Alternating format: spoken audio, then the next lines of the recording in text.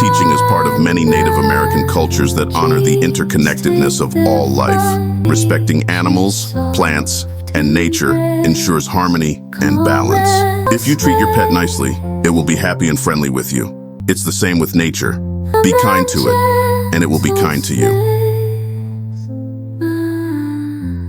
It is better to have less thunder in the mouth and more lightning in the hand.